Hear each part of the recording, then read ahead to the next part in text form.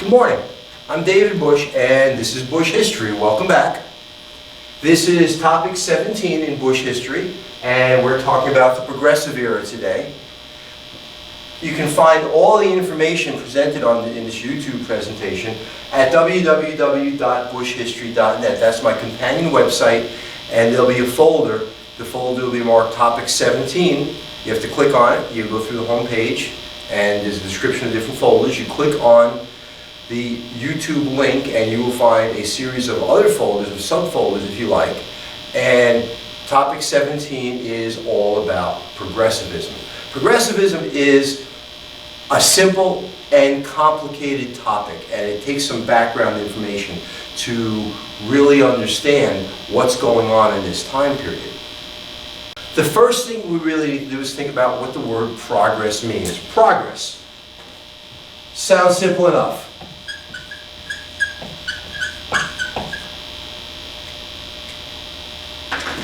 Progress means to improve. You're going to make something better.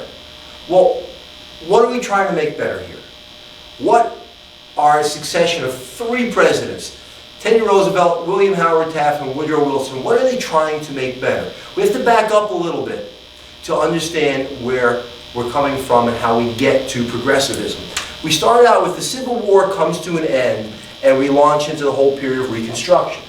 So we're going to have Reconstruction.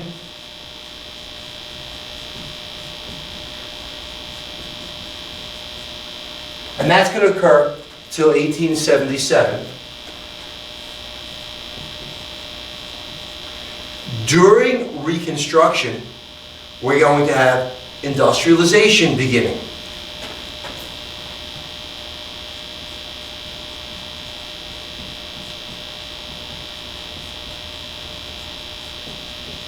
And industrialization is going to never stop. It's going to keep on going. The golden age of industrialization in the United States is the latter part of the 19th century. Now, during that industrialization time period, you're going to have the frontier being settled.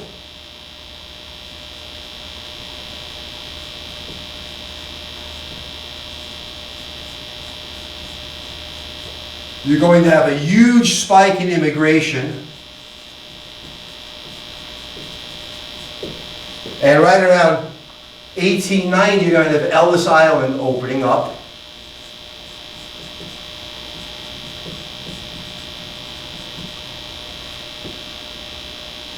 Which is going to lead to cities exploding in population. And then, not to be forgotten, you're going to have the farmers struggling.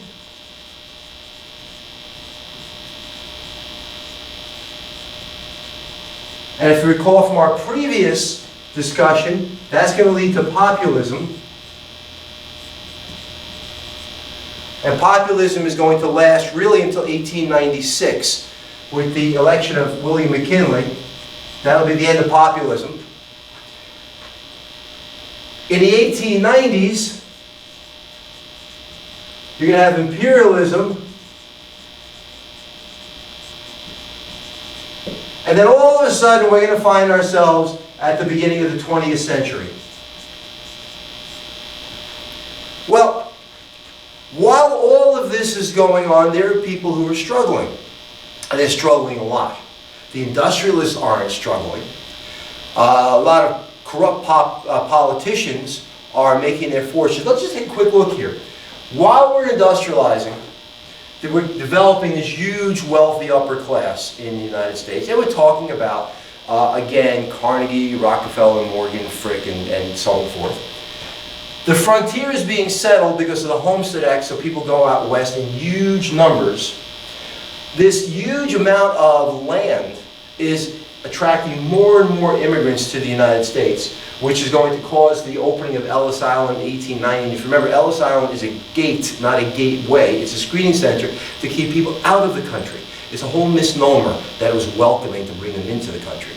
Remember, there are two immigration time periods. Before 1890 is called the old immigrants, and after 1890 is called the new immigrants. Because why do they call them new immigrants? Because the old immigrants call them the new immigrants. And the big difference is where they came from. The old immigrants came from Northern and Western Europe. The new immigrants came from Southern and Eastern Europe.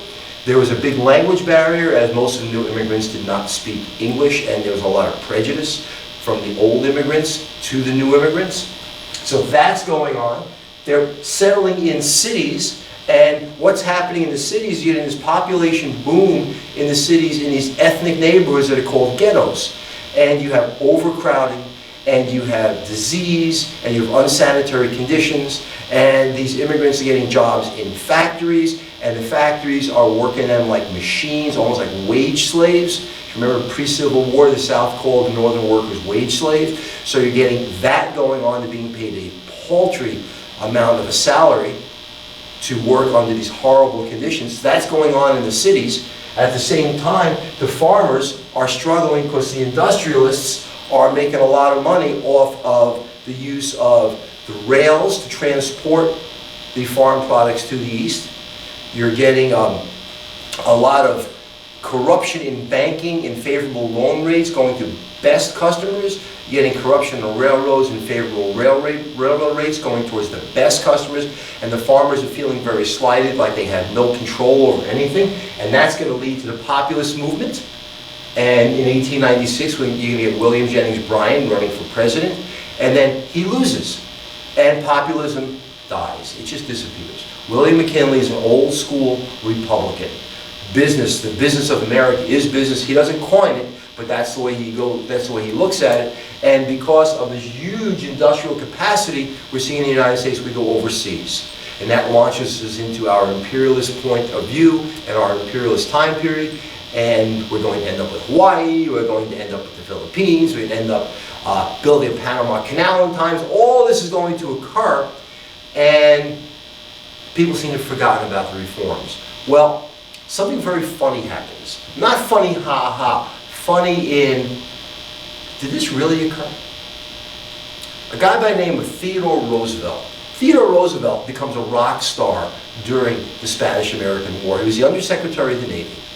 And Teddy Roosevelt, we'll call him Teddy, and Teddy Roosevelt resigns. He resigns his position as Undersecretary of the Navy because he wants to go fight in the war.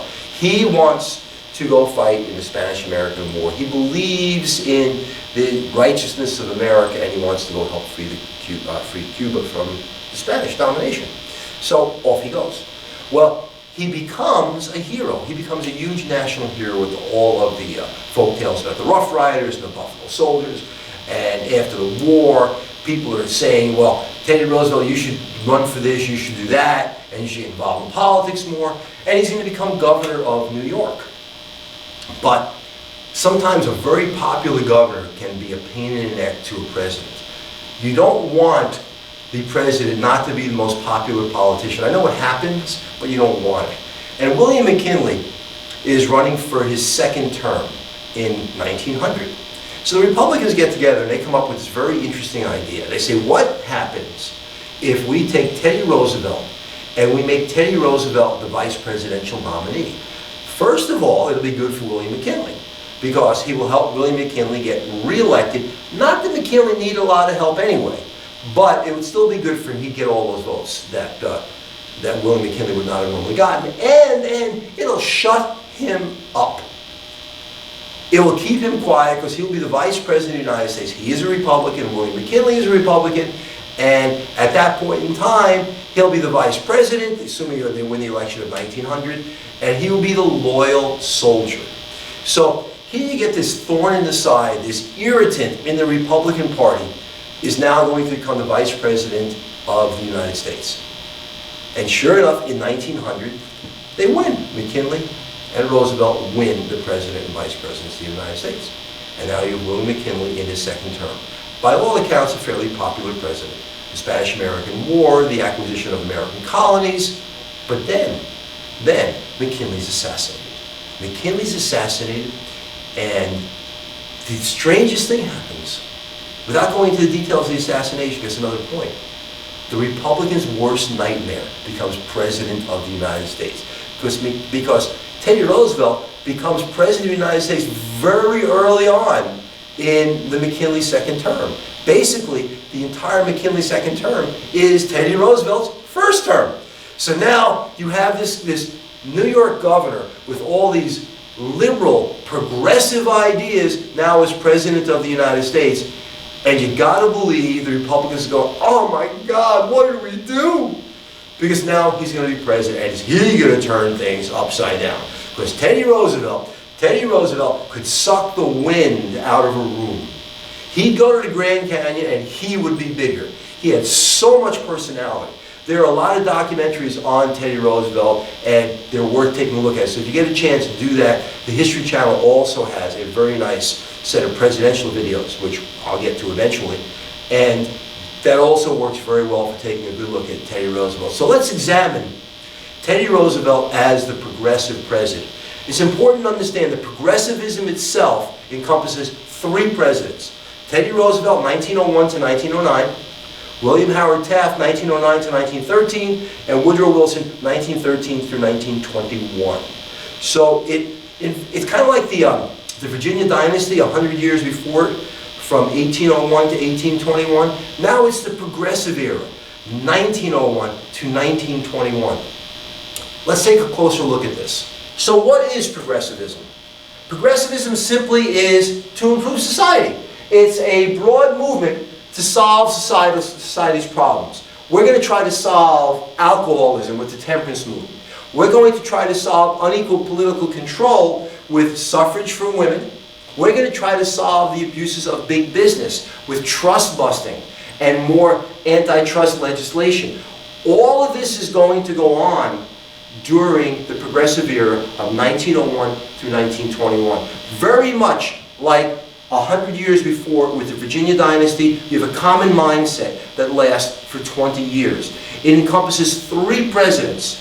You have Teddy Roosevelt, 1901 to 1909, William Howard Taft, 1909 to 1913, and Woodrow Wilson, 1913 through 1921. And during that time period, a lot is going to get done.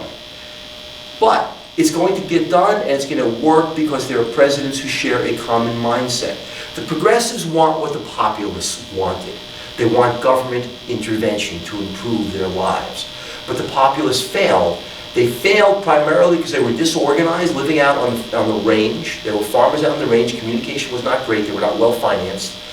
And they were not as educated as people in the city were, because the higher levels of education tend to be where the schools are, tend to be in the city, etc. And they did not have a president in the White House, again, who would support their agenda. So progressives and populists are similar in they want the same goals.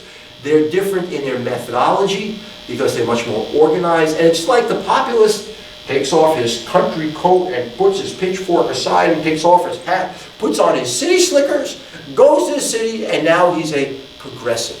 Same idea. Let's reform society.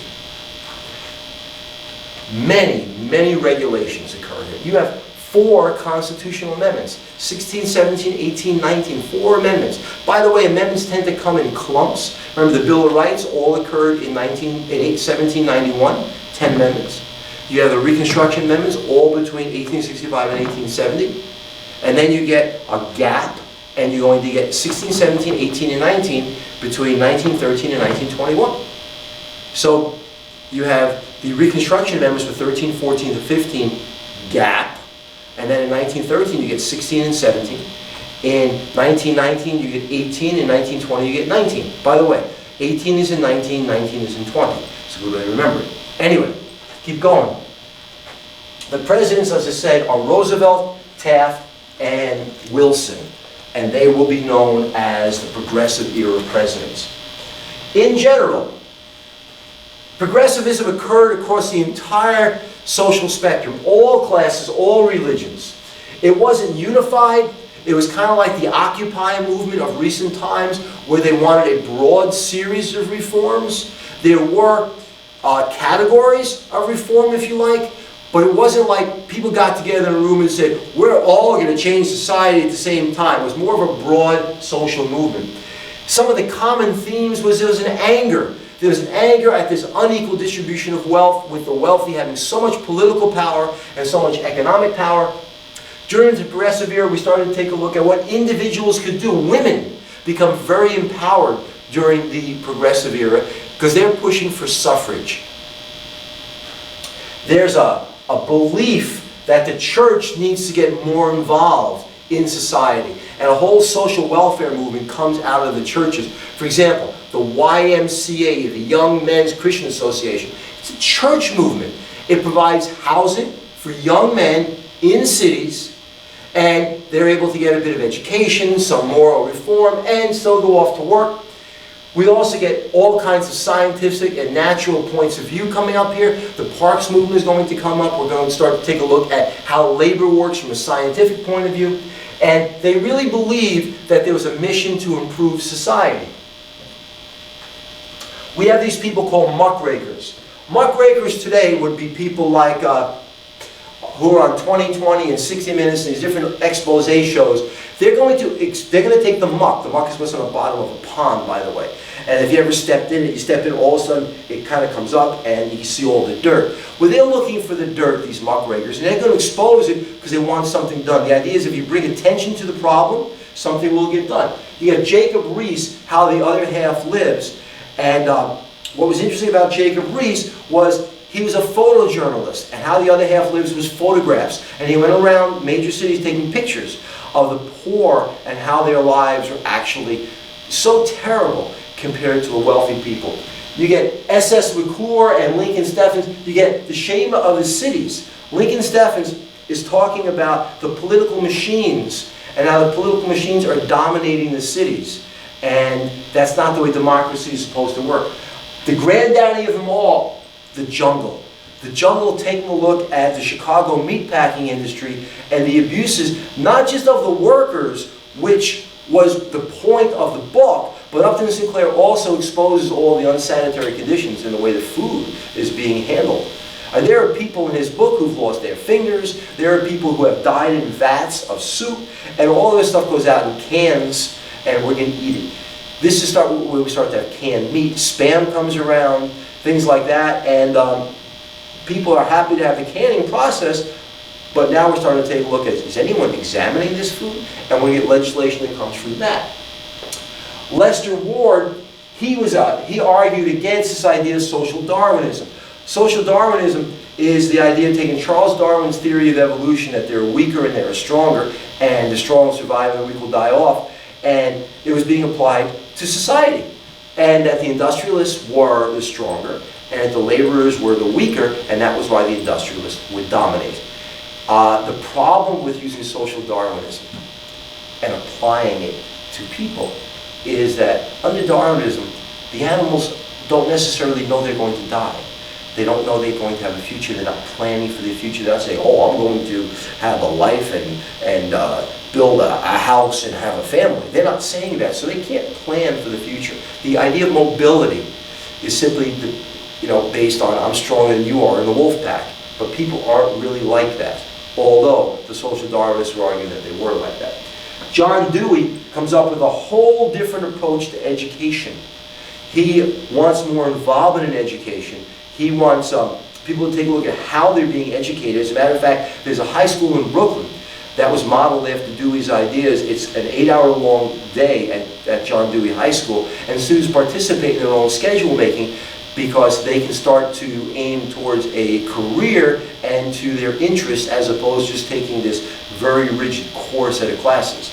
There are many people involved at all different levels of trying to organize and change society. The Women's Christians Temperance Union. Remember, this organization started way back in the early part of the 19th century, and they think that the evils in society are all caused by alcohol. So they're pushing for that amendment. They're pushing for that 18th Amendment that we know as prohibition, we know it largely as a failure. We're going to have the Women's Female Moral Reform Society take a hold. Again, they want to get rid of prostitution. Prostitution, they call it the world's oldest trade for a reason. It's been around forever, and every once in a while, there's this whole big moral movement mounted to try to rid the world of prostitution. It always fails, but it's thought to be so degrading towards women that during these social reform time periods, it comes up again as something that has to be dealt with. I don't have the answer to that. I don't understand how you deal with that one. Because as long as people are willing to pay and as long as people are willing to serve anything, that's the way societies work. We're going to start to standardize education. As I mentioned in the introduction, immigration is exploding, and immigrants were moving into cities causing this tremendous overcrowding. And they got menial jobs. They got jobs in factories as operatives, operating machines. And because they very often did not understand the language, they were yelled at and screamed at a lot. They lived in these very overcrowded conditions, and they worked in these very overcrowded conditions. We have Clara Lemlich and the uprising of the 20,000. This young woman leads these 20,000 garment workers, or they think 20,000, against the evils of the garment industry. We're going to get the ILGWU formed, the International Ladies Garment Workers Union. A lot of this comes as a result of the Triangle Shirtwaist Factory fire in 1911, where the women were actually locked in to the sweatshop, and they died in the sweatshop trying to get out. The American Federation of Labor, which was founded in 1886, is really going to take off during this time period. Sam Gompers leads the AFL, and Sam Gompers is a discriminatory leader of the AFL. He wants only skilled workers, but the idea of having only skilled workers is going to be very successful. The group that's going to take care of the unskilled workers is going to be the industrial workers of the world, and they're going to be called Wobblies. And those Wobblies are going to represent the mass of unskilled workers. In time, these two will combine, and the IWW is actually going to become the CIO. The American Federation of Labor will combine with the CIO, and today, the AFL-CIO actually still exists. Same time period. Same time, progressive era again, we're dealing with women and we're dealing with African Americans. And for some reason or other, both groups, regardless of what else is going on in society, continue to struggle. Women like Jane Addams and Florence Kelly, they're going to lead the settlement house movement. Jane Addams is going to lead Hull House, and Florence Kelly is going to lead the Henry Street Settlement. The settlement houses are for women. It's a place for women to come, kind of like the YMCA was for men. It's a place for women to come and get health care, get basic education, a place to stay, and really carefully take care of themselves. And it's a haven. And they start this movement in New York and in Chicago, and people flock to it. Now, why these two women? They were educated women, and they wanted to get involved. That's the cool thing about women in American history. Women have come up to the plate many times to try to improve society. And they're trying to do it again. They tried to do it prior to the Civil War. They tried to do it after the Civil War. They were instrumental in the populist movement. And now they're going to do it again during the Progressive era. You're going to have women's clubs forming. You have anti-prostitution. Margaret Sanger is going to be the woman who starts Planned Parenthood. She believes in not reproductive rights for women, but reproductive education for women. And along those lines, she wanted to talk about birth control and reproductive care. And she actually had to leave the country because she was vilified so badly for wanting to do this. She did come back in the country, certainly. But just think about it. She wants to educate women about their bodies, and she has to leave the country. Very crazy stuff. But she is the mother, if you like, of Planned Parenthood. African Americans. 4 or 5 of the 10 million African Americans lived in the South. So 4/5 of the 10 million, so that's 8 million, lived down south. And they were still suffering from the evils of Jim Crow. We're not that far after the Civil War. And we had someone like Booker T. Washington, who was a positive and a negative. He believed that blacks needed to accommodate whites, that they needed to work for them. So they were subjugated in white society. You have this racial Darwinism that says that one race is superior to another. Think about it. It occurred during the imperialistic stage in the 1890s. The whole Josiah Strong and white man superiority, let's go around and civilize the world and stuff like that. Well, it's occurring at home as well. Booker T. Washington starts his Tuskegee Institute, in which black society is going to learn practical skills so they can live in a white world. It certainly helps black society of the day, but there's also a ceiling. There's a ceiling they're not going to get beyond. And the exact opposite of him is W.E.B. Du Bois. We call him Webb Du Bois because everyone else does. And he believes that blacks have an unlimited potential. And he wants them to challenge the institutions that keep them down. So these two, while they both want improvement for African Americans, want very different levels of improvement. Booker T. Washington is very respected in the United States. He's actually even invited to the White House. Teddy Roosevelt invites him to the White House. And Webb Du Bois is considered too extreme. If you want to think about Booker T. Washington and Webb Du Bois as modern day Martin Luther King and Malcolm X, it's not completely off base. I mean, Martin Luther King wanted more than Booker T. Washington, but one was more antagonistic than the other, and that was Webb Du Bois. And the thing is, Booker T. Washington dies fairly young, and Webb Du Bois lives all the way into the early 1960s. So Webb Du Bois actually sees the civil rights movement. There are three presidents during this progressive time period. There's Teddy Roosevelt, and he's the granddaddy of them all. And then there's William Howard Taft, and there's Woodrow Wilson. Of the three, Teddy Roosevelt is the most talked about and the most known because he had this tremendous personality. The man drank coffee all day. He walked everywhere. He was constantly giving speeches extemporaneously. He'd stop and he would talk to anybody. He was up late at night. He got up early in the morning. This guy, if he didn't want the presidency, once he became the president, he was determined to really make the presidency into something. He called it the bully pulpit, and the president had a responsibility to lead, and he was going to lead. So take a look at some of the things he does. We have the whole Roosevelt Corollary. The Roosevelt Corollary was an addition to the Monroe Doctrine. The Monroe Doctrine pretty much told the Europeans to stay out of the Americas. Well, the Roosevelt Corollary says, Europeans stay out of the Americas, but we can get involved. And he becomes the policeman of North and South America.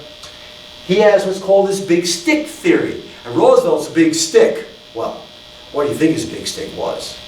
It was the Navy. This is Alfred Mahan's Navy. Roosevelt's big stick was the Great White Fleet. And he sent that Great White Fleet all over the world to show off American power. In 1903, he instigates a revolution in the Isthmus of Panama. I mentioned this in the previous YouTube presentation, in which he has the Panamanians revolt against the Colombian government. At the end of that war, the Panamanians make a treaty with the United States so we can build the Panama Canal. He brings an end, he negotiates an end to a war between the Japanese and the Russians called the Russo-Japanese War, and for that he gets a Nobel Prize. This guy is huge. And that's just the international stuff. The domestic stuff. Take a look. There's more than I can ever get up here, but because of Upton Sinclair's The Jungle, we're going to get the Pure Food and Drug Act and the Meat Inspection Act, which simply is, they're self-defining. They turn around and they say, those acts say, the food will be inspected and must be fit for human consumption. So now food's actually being inspected and bad stuff isn't supposed to be in there. Probably still gets in, but it's still a step. When you go to the store and you see expiration dates on milk and meats and stuff, that's all part of the Meat Inspection Act and the Pure Food and Drug Act. And it wouldn't be there. It wouldn't be there without the Jungle and without Teddy Roosevelt. You're going to get the Elkins Act and the Hepburn Act. They're both attempts to further regulate interstate commerce. Trust busters. He goes after J.P. Morgan's Northern Securities. He goes after 50+ monopolies, and he wants those monopolies to be tightly regulated. He doesn't believe in breaking up big business, but he believes that government has the responsibility to regulate those businesses. And he's going to do it as best he can. A little further, we have this term square deal. Roosevelt has square deal, Taft has dollar diplomacy, and Wilson has new freedom. They all have buzz terms about their administration. He believes that farmers and business and people in general in the United States deserve a square deal, that they should, like four sides of a square are equal, that they should deal equally with each other. And he also really, really lends a hand to the national park system. He saves the Grand Canyon. The Grand Canyon was going to be developed, and he saves the Grand Canyon. There was a rumor they wanted to use it as a garbage dump. They wanted to flood it and use it as a garbage dump. I don't know how truthful that rumor was, but it doesn't matter. He sets aside millions of acres out west. He sets aside most of what we know as the national park system. So he was really quite the guy. And the story about the teddy bear and Teddy Roosevelt is kind of an interesting story. The way it goes, and there's a lot of, I can't sit down like this, and there's a lot of ways that the story has been described over the years, but he was a big-time game hunter. His love of the environment also had to do with his love of hunting. So, the way the story goes is a group of photographers wanted to take a picture of Teddy Roosevelt shooting a bear. So they get a bear and they chain that bear to a tree. And Roosevelt's walking through the woods and they say, "Oh, Mr. President, look, there's a bear at the tree. Would you please shoot the bear so we can take a picture and report about it?" Now, this isn't sportsmanlike. This wasn't Teddy Roosevelt. Teddy Roosevelt said, "I can't do that. I can't shoot the bear. It's got a collar around its neck." And that's not sportsmanlike. That's ridiculous. Well, what happens is the newspapers spin it differently. What they do is the cartoonists get hold of this, and they make the bear a bear cub. And they have Teddy Roosevelt freeing the bear cub. Well, an enterprising store owner in New York City takes a stuffed bear and dresses it up like Teddy Roosevelt, with glasses, nice shirt, a plaid shirt, and puts it in his window. And he nicknames it the Teddy Bear. Well, that Teddy Bear gained all kinds of popularity amongst children and parents buying it for their children, and that's where the teddy bear actually comes from. There are variations of the story, but the story is essentially true or the same regardless of where you go, that Teddy Roosevelt would not shoot the bear. Anyway, so Teddy Roosevelt's going to be president from 1901 to 1909. He made a promise that he would not run for the presidency again after his second term, that he considered McKinley's term, the one that he took over, to be his first term, and that no president should be president for more than 8 years. So what happens instead is he wants this whole progressive agenda of his to continue. And what he does is he anoints his good friend, William Howard Taft, to be president of the United States. In 1908, William Howard Taft wins the election to be president of the United States, and Woodrow Wilson fades off into retirement, content that progressivism will continue under Taft. Other things that occur while Roosevelt's still president, just want to make sure I hit these things. We're going to get the Newlands Reclamation Act of 1902, and basically it says we're going to find a way to reclaim these arid farmlands and try to irrigate them. As I said, we're going to get national conversation, we're going to get the Forestry Service, and all this occurs during the early days of the Roosevelt presidency. After Roosevelt chose William Howard Taft to be his successor. And Taft, unfortunately, was not Roosevelt. Not that he didn't have the same intentions, but he was more interested in getting along than fighting with people. And because of that, Taft looked weak. Taft was not weak. He actually went after more trust than Roosevelt did, but it didn't matter. He appeared weak. He was more conciliatory towards Roosevelt. Roosevelt had been on safari in Africa, comes back, and sees what he believes to be a weak president in William Howard Taft. Taft wasn't a weak president, he just wasn't Roosevelt. And Taft didn't really want to be president. Taft wanted to be a justice on the Supreme Court. And he eats and he eats and he eats his way to showing his stress, and he gets stuck in a bathtub in the White House. And he had to be cut out of the bathtub. Can you imagine? Can you imagine the embarrassment? Anyway, so what's going to happen is, in 1912, in the election for president, 1912, Roosevelt throws his hat back in the ring. And we're going to have four candidates running in 1912. Woodrow Wilson would be the Democrat. Theodore Roosevelt is going to run on the progressive ballot because the Republicans won't nominate him. So he has a fit, leaves the convention, and he basically is anointed by the progressives as his new Bull Moose Party, as it's called, to run for president. William Howard Taft is going to get the nod for the Republican Party for re-election, and Eugene V. Debs is going to get the nod from the Socialist Party. And these four will run for the presidency in 1912. Well, Wilson is going to win. Debs simply doesn't have enough support. Taft and Roosevelt are going to split the Republican vote, and Wilson will become president of the United States. Closer look at William Howard Taft, though.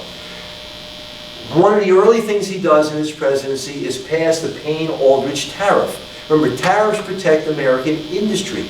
The tariff rates were so high that farmers really struggled to pay for the goods they were purchasing. Because what happens is, with high tariff rates, it also allows American businesses to charge higher prices.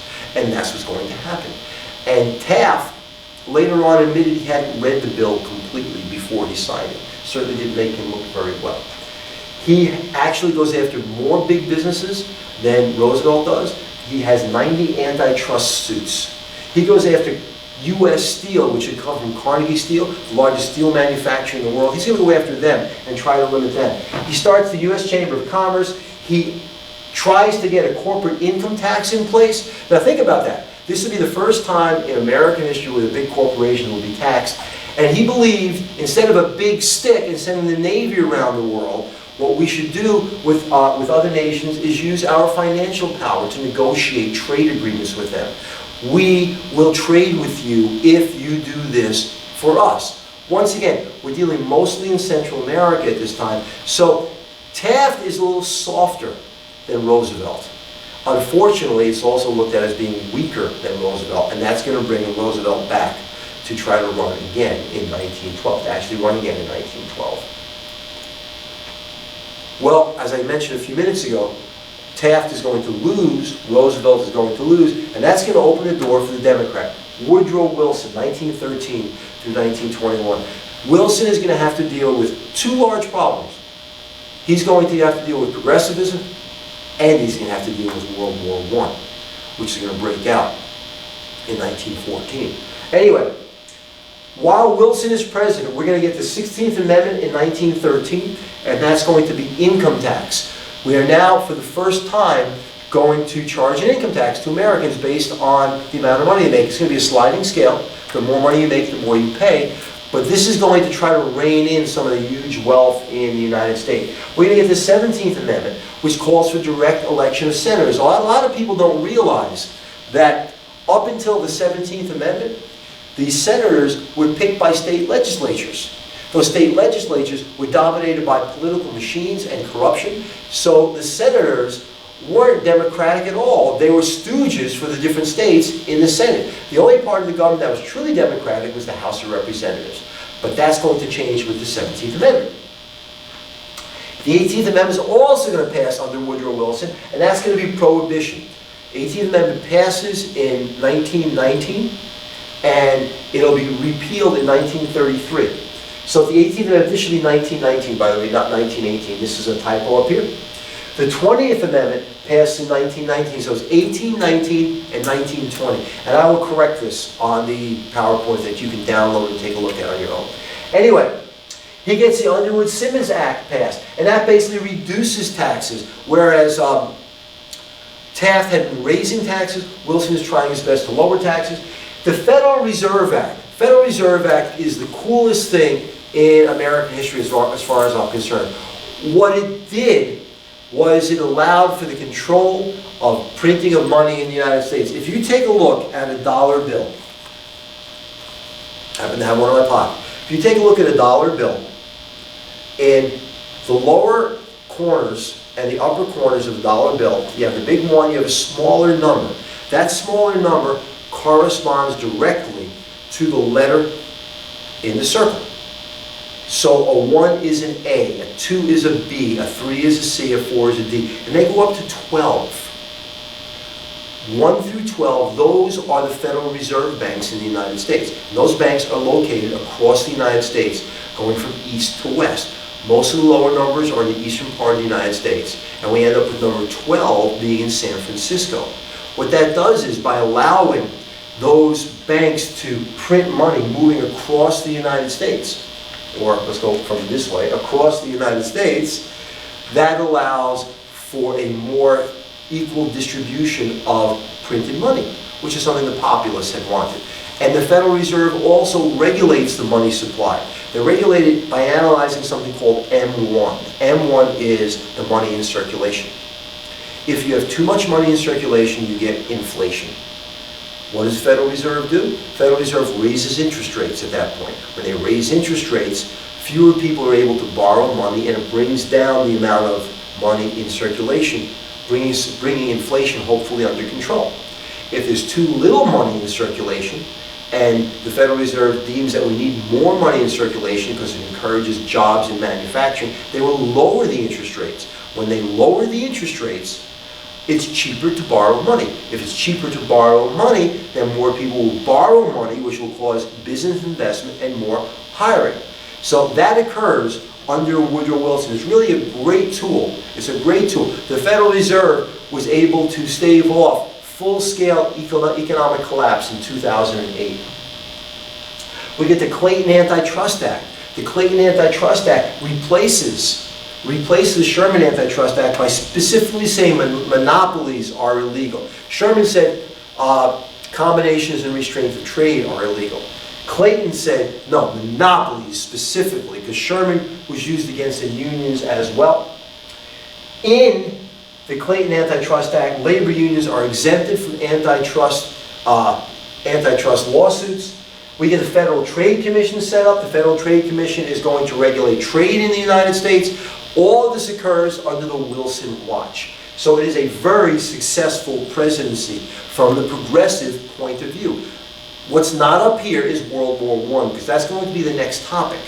But World War I is also going to encompass the Wilson presidency. Wilson is going to be defined more by the Treaty of Versailles and World War I than he is by his progressive legislation. But nevertheless, incredibly powerful progressive president. I want to show you a couple of more things that I have on progressivism. I'm not going to go through a formal presentation on the rest of this, but I want to show you how involved all of this is. So give me one moment to cue some of this stuff up. In folder 17, in the YouTube folder, there is a huge collection of people and terms to do with the progressive time period. Actually, two of these sheets, I'm going to show you both of them. I'm not going to go through all of them because it's a tremendous amount of terms, but they're terms that are important to understand when we're taking a look at the progressive era, because it was such a busy era. You have this idea of home rule. Home rule was an idea that comes out from the Midwest and the Wisconsin area, where cities would make more of their own regulations and not really have to deal so much with the state governments and telling them how they should do things. You have the direct primary coming out as an example of how candidates are voted for directly by the people and not simply nominated by their own parties. We have national prohibition, we have the amendments, we have the Bull Moose Party. The Socialist Party of America becomes very popular because the whole idea of government control is something that the lower classes want because government will improve their lives. You have writers like Henry George and Edward Bellamy. You have some important philosophical writers. Henry George writes a book called *Of Progress and Poverty*. And in *Progress and Poverty*, he questions it, why is it as society progresses, we have more poverty? As society progresses, we should have less poverty. And what he's doing is he's showing the lack of income distribution correctly. He's showing there's an income indistribution, if you want, an unequal distribution of wealth in the United States. Edward Bellamy writes this kind of fanciful book called *Looking Backward*. And in *Looking Backward*, he falls asleep under a tree, kind of like Rip Van Winkle. And 100 years later, he wakes up. And when he wakes up, there is no poverty. There are no labor problems. People are living at peace in an industrial world because industry and government have combined. And they've combined to administer the resources of the United States for the good of the people. A very, very socialist point of view, but socialism is taking hold. This by socialism stresses people. It wants government control of resources.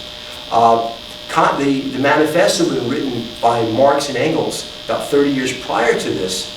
And while communism wouldn't work, the idea of having socialism, government control of resources, was really catching on in the United States.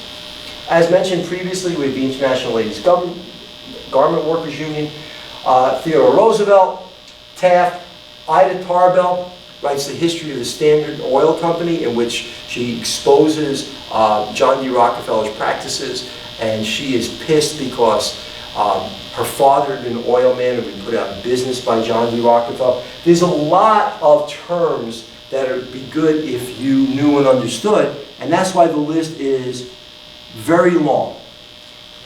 It'd be good if you put them on index cards and look them up. I'm not going to go through all of them with you. I'm going to show you another list.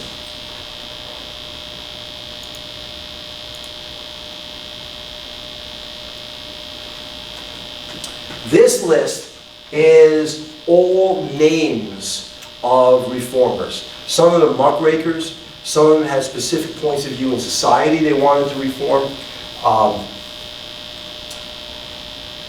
For example, you see Booker T. Washington. I want to pick out the big ones for you.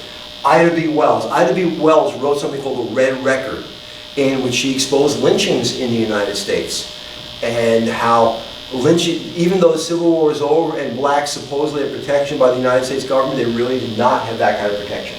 Jacob Riis and How the Other Half Lives. Ida Tarbell again, Standard Oil, Upton Sinclair, In the Jungle. You should take a look at this list as well and see how many of these you can do. Again, the list is pretty long. There's a lot of them up there, but it's worth taking a look at. Again, I'm not going to go through all these with you. First of all, the presentation will take forever. Secondly, they're all findable. But the point of this, the point of understanding that there's so much here is the Progressive Era kind of foreshadows another similar legislative gold mine that occurs later on with Teddy Roosevelt's cousin, Franklin Roosevelt, called the New Deal. They're not the same kinds of regulations, but they're still very much government getting involved in society. And then we're going to see this again during the 1960s in Lyndon Johnson's Great Society. These three presidents, Teddy Roosevelt, well, let's call it the whole Progressive Era, but it starts with Teddy Roosevelt, Franklin Roosevelt, Lyndon Johnson. They really thought that the presidency should lead the nation in terms of going after society's problems, that the government needed to get involved. So definitely not a hands-off approach, which a lot of people believe the government should be more hands-off. I personally think the government should be involved in society. That's why we elect them. We don't elect them to sit there, we elect them to do things. Anyway, without going any further into this, there's only one presentation this time on progressivism, because if I was going to do it and do the whole topic in great detail, there'd probably be 5 of them. Instead, it's the mindset I want you to understand. Progressivism, simply put, is the government getting involved in improving society, a broad series of legislation. It also includes a social welfare program in which we start to develop programs to help the poor, and it also includes a lot of activism by common people trying to help in different areas of society. Anyway, progressivism is going to end in 1921 when Woodrow Wilson leaves office. We're going to have Warren G. Harding and a return to normalcy in the 1920s. But before we get there, we're going to take a careful look at World War I in topic 18. So for now, this is David Bush, and this is Bush history. Oh, I'm sorry. Before I sign off here. 3, 2, 1. I'd like to thank those of you who are sending me emails and subscribing to this. I hope it's doing you some good. If there's a specific question or a specific topic that you don't understand and you'd like some more information on, please contact me. Go to the website. Go to bushhistory.net. Cue it up here again. Go to www.bushhistory.net, and my email is right there. It's simply bushhistory@gmail.com. But nevertheless, some of you have done this, but I'm encouraging more of you. I don't care how many people ask me questions. I'll do my best to answer every one of them. That might change if this ever becomes incredibly popular, but right now, my goal is for you to have a better understanding of American history and separate some of the myths from the reality and be critical. Always be critical. Look at things and wonder why they're happening. So for now, this is David Bush, and have a great day. Take care.